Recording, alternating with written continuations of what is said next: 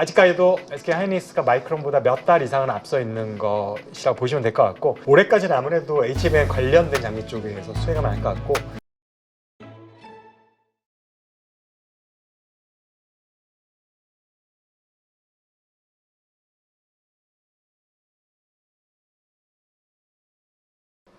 지금 DDR4 계약 가격이 전분기 대비 최대 18% 이상 상승했다고 하는데요. 근데 주요 공급사들이 DDR4 생산 종료를 공식화했다 이런 얘기도 있습니다. 이게 어떤 의미인지 좀 설명을 해주시죠. DDR4의 생산을 완전히 단종을 바로 뭐 하루아침에 하지는 못할 거라고 생각이 되고 있고, 그렇게 상당히 아직도 많이 쓰는 것 같은데. 지금 DDR4 비중을 빠르게 낮춰가겠다라는 의지는 확실히 읽히는 것 같습니다. 그러니까 DDR4 같은 경우가 중국 기업들이 이제 메인으로 삼고 있는 제품이다 보니까 가격 경쟁력에서는 도저히 안 되고, 물량이 지금 빠르게 올라가고 있으니까 DDR4에서는 이제 시장을 중국한테 차라리 내어주고, 아직 중국에서 기술이 조금 완성도가 떨어지는 DDR5 쪽으로 빠르게 해서 그 시장에서 아직 가격이 높게 형성돼 있을 때의 실적을 그쪽에서 가져가겠다라는 이제 그런 전략인 거고요. 그러다 보니까 역설적이게도 최근에 가격 전망치들을 보면은 DDR5는 뭐 그렇게 상승이 높게 할 거다라고 보지 않고 있는데, DDR4의 가격이 굉장히 가파르게 올라가고 있는 그런 기현상이 발생을 하고 있습니다. 이게 어떻게 보면은 단종한다는 소식이 있으니까 원래 그 물량이 부족할 거라고 생각하면 가격이 올라가는 거잖아요. 그렇죠. 여전히 수요는 있기 때문에. 그렇죠. 근데 이 부분이 어떻게 보면은 삼성전자 하이닉스 입장에서 굉장히 딜레마인 거예요. 그러게 이제까지 주력 상품이긴 했었잖아요. 아직까지도 DDR4의 비중이 더 클 거예요. 전 세계적으로 수요를 봤을 때 DDR5 비중이 아직까지는 그렇게 메이저가 되진 않았기 때문에 여전히 매출의 발생을 DDR4에서 하고 있는데, 중국에서 빠르게 치고 올라오고 가격이 그쪽에서 가격 경쟁이 워낙 유리하다 보니까 그럼 난 DDR5로 갈게라고 하는데, 이게 딜레마가 여전히 DDR4 고객 수요가 더 많다. 그리고 이게 오히려 가격이 더 강세다. 그렇다고 내가 DDR4 위주로 붙잡고 있다 보니 중국하고 시장 점유율 경쟁이 안 될 것 같다. 그렇죠. 그러니까 이게 지금 굉장히 딜레마일 수밖에 없는 거죠. 4를 계속 유지하기도 어렵고 5로 다 가기도 어려운 상황인데, 이 부분에서 이제 고육지책으로 어쨌든 DDR5 쪽 가겠다라는 전략적 판단이 나온 것 같긴 하지만, 아마 그래서 하루아침에 5로 다 전환하는 건 일단은 생산이 그렇게 나오질 않기 때문에 불가능할 거고요. 그래서 어쨌든 올 연말쯤 될 때까지는 DDR4보다 5 비중이 좀 더 높게 가져가겠다 정도의 의지가 있는 게 아닐까라고 생각하고 있습니다. 네, 그렇군요. 근데 이 DDR5 이 비중이 어쨌건 뭐 빠르게 좀 증가할 거로 예상은 하고 있는 상황이잖아요. 지금 현재 그 세계 시장에서의 그 점유율이 어느 정도 되나요? 최근 시장 점유율을 제가 확인을 될 데이터를 보지는 못했는데, DDR5 비중이 작년까지만 하더라도 아마 30% 정도였을 거예요. 그래서 아무리 빨라야 올 연말이 된다고 해도 이제 50%가 되면 잘 간다라고 저는 생각하는 거고, 그러다 보면은 나머지 50%는 여전히 DDR4라는 얘기가 되는 거거든요. 그렇죠. 그런데 그 시장을 다 버린다, 이거는 사실 말이 안 되는 거예요. 그 다음에 예를 들어서 삼성 하이닉스 다 중국에 공장이 있는데, 중국에 있는 공장은 다 DDR4일 거거든요. 그렇죠. 첨단 공장은 다 한국에 있기 때문에 그 공장을 놀릴 건가. 그렇다고 DDR5로 다 전환을 하냐? 하루아침 전환이 안 되죠. 장비도 많이 교체를 해야 되고, 그 다음에 한국 같은 경우는 DDR5의 상당 부분은 EUB를 장비를 쓰고 있는데 네. 중국 공장에 EUB 장비가 없잖아요. 그렇기 때문에 결국에 DDR4를 계속 생산할 수밖에 없는 상황이라서, 그래서 이거는 뭐 올 연말까지 가야 잘해야 50%가 아마 맞을 것 같고요. 중국 공장에 있기 때문에. 그래서 내년이 되면 혹시 골든크로스가 이루어질지 모르겠습니다. 전 세계 수요에서 DDR5가 더 많아지게 되는. 근데 과거에도 보면 한 세대가 전환할 때 1년에 되는 게 아니라 보통 3, 4년 정도 걸렸어요. 크로스오버가 네. 이루어지기까지도. 그래서 이게 점차적으로 이루어지는 과정인 것은 우리가 좀 인지를 하셔야 됩니다. 네. 어쨌건 뭐 지금 DDR5를 주력 상품으로 이제 상정을 하고 재고 관리를 하고 있다. 삼성전자나 SK 하이닉스. 어떻습니까? 계속 시장에서 걱정하는 거는 말씀하신 대로 혹시나 이게 공급 과잉으로 좀 연결되지 않겠냐. 물론 지금 HBM3 뭐 해가지고 수요가 지금 뛰어나고 있지만, 그래서 거기에 맞춰서 뭐 물량을 증가시키고는 있지만 혹시나 하는 자꾸 걱정들을 하는 것 같아요, 시장에서. 내년쯤에 확실한 공급 과잉으로 인한 불황이 닥칠지, 아니면 그래도 엄청난 호황도 아니지만 사실은 약한 불황 정도로 갈지 여부가 결국에는 오래 달려 있거든요.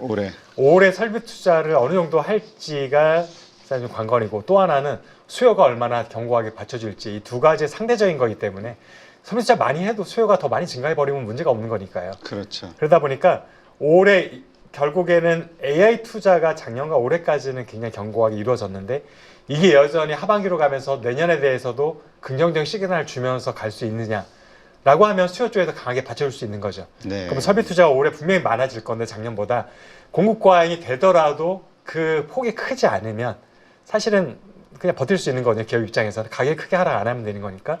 근데 그 부분에 대해서는 이제 내년에도 과연 KBX 투자들이, 그러니까 빅테크 기업들이 이루어질 수 있느냐가 이제 하나의 큰 관건인 거고요. 사실은 작년과 올해도 보면은 이게 호황이라고 하지만 호황이라 볼 수 없는 게 양극화가 심하잖아요. 당장 한국의 두 반도체 기업이 완전히 다른 양상을 보여주고 있는 게 AI 수혜를 받느냐 못 받느냐 그 차이였잖아요. 네. 결국에는. 그래서 지금은 반도체 시장 전반의 수혜가 좋지는 않아요. 지금도. 호황이었지만 좋지가 않은. 이게 약간 반쪽짜리 호황이었던 거고. 그래서 내년에 만약에 AI 수요가 받쳐주지 못하면 급격하게 불안할 가능성이 굉장히 높아지는 거라서, 그래서 내년에 AI 수요가 올해 작년만큼 이루어질 거냐를 결국에는 키를 쥐고 있다고 볼 수 있을 것 같습니다. 아, 그렇군요. 근데 우리가 보통 그 증설을 하거나 설비 투자를 하거나 하면 기업 입장에서 수요가 예상이 되니까 이렇게 하는 거지라고 생각하면서 오히려 호재로 받아들이는 경우가 많잖아요. 근데 그런 차원에서 이 뭐 삼성전자가 됐든 SK하이닉스가 됐든 설비 투자를 한다, 반도체 기업이 한다 그러면 이 긍정적으로 봐야 되는데 왜 우리는 먼저 리스크부터 걱정을 할까요? 이게 파운더리랑 메모리랑 다른 거예요. 아, 그래요? 파운더리는 주문을 먼저 받잖아요. 네. 얘가 증설을 한다는 얘기는 이미 주문이 밀려 있다는 얘기예요.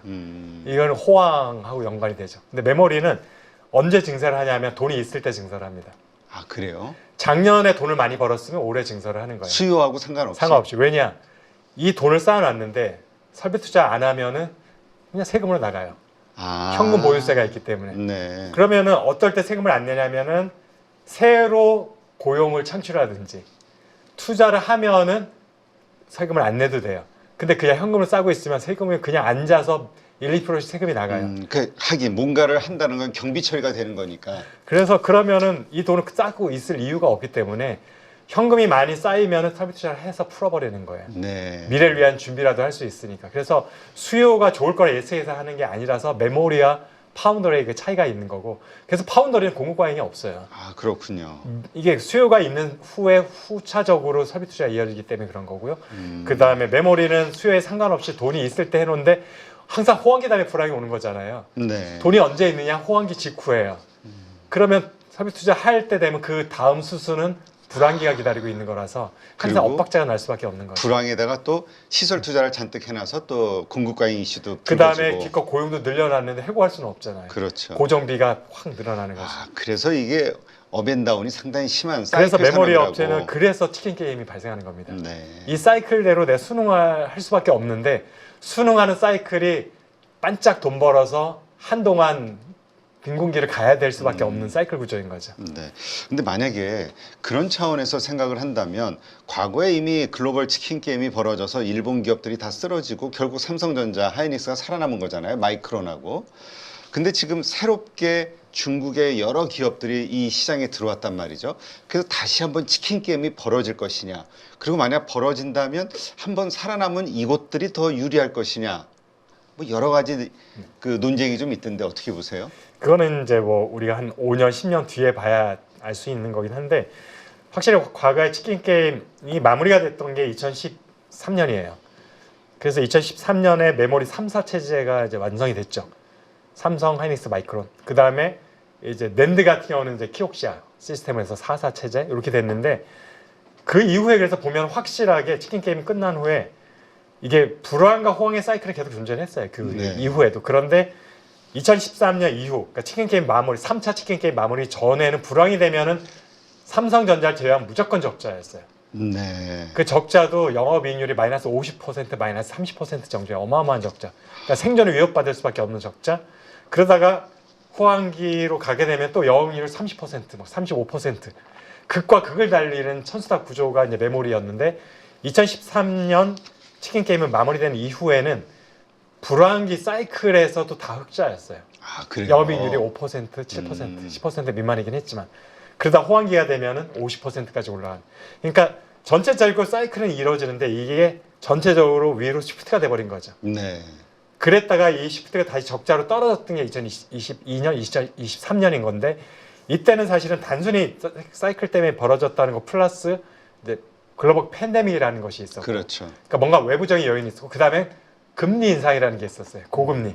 이 두 가지가 같이 겹쳤기 때문에 이제는 적자까지는 안 갈 수 있었던 모두가 돌입했는데 2022년, 2023년에 대규모의 적자 발생했던 건데 이제 고금리와 팬데믹은 이제 사라졌기 때문에 이제 다시 원래 수요 공급에 의한 사이클에 집중을 하면 되는 건데 말씀하신 대로 이제 새로운 변수는 중국이라는 뉴 플레이어의 등장이라는 것들이 생긴 거고요.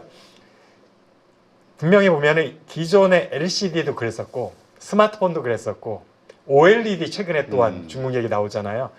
중국에서 뭔가 새로운 시장에 뛰어들어면은 이건 뭐 LED 2차 전지 다 마찬가지인데 이거는 그냥 찻잔 속의 태풍으로 끝나지 않습니다. 절대로. 이거는 새로운 등장자로 인정을 해야 되고 네. 뭔가 조금 있으면 한 축을 차지하고 좀 더 지나면은 오히려 얘가 우리를 능가할 수 있다라는 것들을 염두에 두어야 되는 거야. 중국 기업에 한해서는. 네. 그래서 지금 보면은 지금 디램 시장 점유율로 봤을 때의 1분기 실적이 쫙 발표가 됐거든요. 그 직전 분기 2024년 4분기에 보면은 기타라는 게 아마 대부분 중국일 거예요. 네. 기타 시장 점유율이 0.7, 0.8%였어요. 1%가 안 됐었는데 올해 1분기에 기타 시장 점유율이 4.6% 정도가 나왔어요. 엄청나네요. 거의 중국이라고 보시면 돼요. 근데 왜 그럼 탑10 리스트에 중국이 없느냐? 한 기업이 그렇게 큰 게 아니라는 거죠, 중국은. 지금 탑10 리스트에 있는 마지막에 시장 점유율 1%가 안 돼요. 근데 중국 기업이 탑10에 없다는 얘기는 개별 기업 하나로는 0.5%나 그 미만이지만 그런 기업이 한두 개가 아니라는 얘기를 말하는 거예요. 네. 합치면 4.6%가 된다는 얘기는. 그래서 이게 사실은 중국은 우리가 양치 메모리, 그 다음에 창시 메모리 두 개 있는 거 아니야? 라고 생각하지만 그게 아니라는 거예요. 중국에는 저변이 굉장히 크다라는 것. 그래서 이게 다 살아남지는 분명히 않을 겁니다. 그 안에서 먼저 치킨 게임이 일어나겠네요. 중국은 항상 지혜롭게 하는 게 일단은 다 살려둡니다. 네. 공적 자금 다 투입하다가 몇 년을 놔두다가 이제 보면은 보이잖아요. 옥석이 보이잖아요. 그러면 내부적으로 이제 자체적으로 구조조정을 해버려요. 그냥 공적 자금 끊어버리면은 살아날 애들만 살고 죽을 애들 죽고 살아나는 애들한테는 그 다음에는 더 투자를 해버리는 식으로 해서 자체적으로 이제 어쨌든 한번 정리를 해버리면 그때 살아남은 애들 서너 개 남잖아요. 네. 얘네는 이제 글로벌로 키워버리는 거거든요. 여기까지 항상 이런 수순을 밟아왔고 그 글로벌로 키울 애들이 서기 전에 아직까지는 많은 업체들이 그냥 내버려두는 단계인 거라고 보시면 될 것 같습니다. 네, 그렇군요. 경각심이 안 생길래 안 생길 수가 그렇죠. 없네요. 네. 자, HBM 얘기로 다시 또 넘어가죠. SK 하이닉스의 기술 우위가 지금 확실한 것 같아요. HBM4까지 이야기가 나왔으니까요. 계약이 됐죠. 계약이라기보다는 이제 샘플 시제품을 시제품. 보낸 거고 아직까지 뭐 양산이 시작된 건 아닙니다. 아, 그렇군요. 어쨌건 이 기술 우위 이게 도대체 언제까지 이게 유지가 될 것이냐. 그리고 이 HBM이 현재는 고마진 구조인데 언제까지 이게 유지가 될 것이냐. 여기에 대해서 시장에서는 계속 의심의 눈초리를 보는 것 같아요. 지금 보시면은 일단 HBM의 기술력이라고 할까? 어느 정도 누가 앞서 있느냐부터 말씀을 드리면 그냥 우리가 알 수 있는 거는 우리가 정확하게 뭐 엔지니어적으로 이게 얼마큼 앞선 기술이야를 우리가 알기는 쉽지 않잖아요. 그렇죠. 비교도 자체 쉽지도 않고 방식 틀리니까. 근데 우리가 알 수 있는 건 시장에서 발표되는 지표들, 시장에서 고객과의 관계 뭐 이런 것들이잖아요. 보면은 SK 하이닉스가 여전히 2위 HBM4에서도 차세대 제품이죠. 6세대에서도 왜냐면 SK 하이닉스는 이미 3월 달에 엔비디아에 샘플을 납품을 했어요. 네.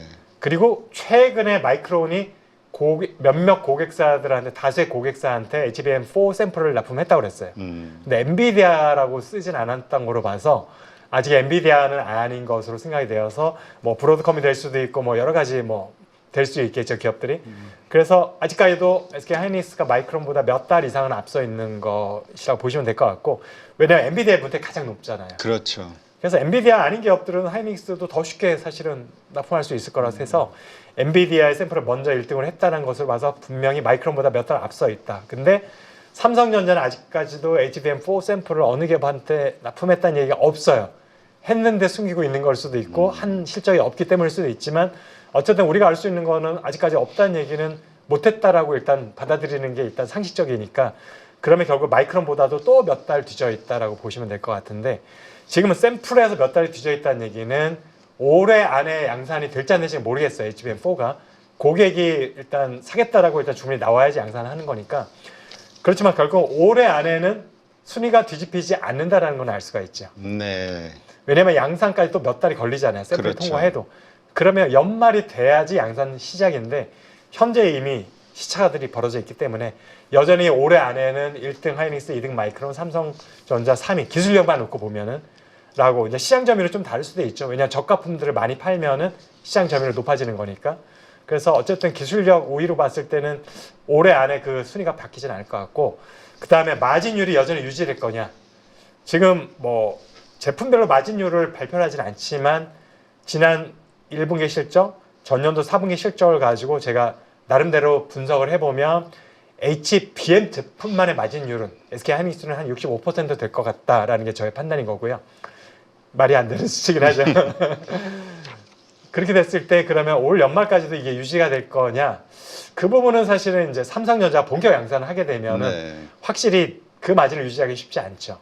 그 다음에 또 하나 변수가 뭐가 있냐고 하면은 이제 지금 추론용 우리가 초반에 그냥 얘기를 했잖아요. 지난 시간에 추론용의 그렇죠. 제품에 대한 걸 얘기를 했을 때에 추론 제품들이 이제 더 이제 메인이 될 거잖아요. 수요 그렇죠. 쪽에서. 근데 추론 제품 같은 경우는 하나의 특징은 커스터마이즈로 갈 가능성이 높아진다. 전반적으로 칩 자체가. 또 하나는 조금은 덩치는 작아질 거다. 그렇게 됐을 때에 가격도 조금은 이제는 너무 비싼 걸 쓸 필요가 없어진다고 했을 때에 HBM이 계속 들어갈 거냐라는 게 또 하나 이제 우리들 궁금해지는 포인트고요. 네. 우리가 지난 시간에 말했지만 B40에는 HBM이 아니라 GDDR이 들어갈 거다라고 엔비디아가 발표를 했습니다. 이제 AI 칩에서도 중저가 제품에는 HBM을 안 쓰겠다라는 트렌드가 일으키는 거고 추론용 칩을 위주로 하는 이제 많은 고객들은 그 트렌드를 따라갈 가능성이 높은 거예요. 네. 왜냐하면 딥시크도 그럴 가능성이 보여줬었고 그러다 보면 HBM에 대한 폭발적인 수요가 좀 약화될 가능성이 있죠. 그러면은 결국에는 GDDR도 뭐 메모리 3사가 결국은 판매하는 건데 여기서는 약간 이제는 순위 경쟁이 달라지는 거죠. GDDR 시장에서는 하이닉스보다는 삼성전자가 좀 더 앞서 있을 것 같고 마이크로온드 기술력에 있어서도 하이닉스보다 좀 더 앞서 있을 거라 판단이 되고 있다 보니까 그래서 HBM 시장에 대한 수요가 좀 줄어들면서 다시 GDDR의 수요로 가게 되면 순위 변동이 바뀔 수밖에 없고 네. 중요한 거는 GDDR의 마진율은 65%가 나올 수가 없어요. 가격 자체가. 그러면은 메모리 기업들의 마진율 자체가 뚝 떨어질 수밖에 없는 구조인 거죠. 이런 변수가 지금 존재를 합니다. 네, 그렇군요. 자, 하여튼 SK 하이닉스는 어쨌건 여러 시장의 우려는 있습니다만 지금 가장 큰 수혜를 받으면서 네, 가고 있는데 이제 문제는 삼성전자죠. 말씀하신 대로 8만 전자까지 올라가던 그것이 다시 5만 원대로 떨어지고 지금 6만 원에서 지금 헤매고 있고 많은 주주들이 지금 아주 안타까워하는데 요즘 같은 상승장에서 아직 아무런 이야기는 없는 거죠. 이와 관련된 기술에 지금 가장 큰 문제가 HBM 수율 문제잖아요. 관련된 뭐 정보 지금 나온 게 있나요? 뭐 최근에 수율 관련해서는 조금 어나운스가 있긴 했어요. 수율이 굉장히 높아졌다는 아, 얘기를 높아졌다. 하고 있고, 근데 물론 그 수율이 HBM3E 제품에 대한 거죠. 아, 3E 4가 제품 아니라. 이제 뭐 8단 12단 언급하면서 수율이 굉장히 높아졌다. 그래서 어차피 HBM4는 아직 시장 자체가 없긴 하죠.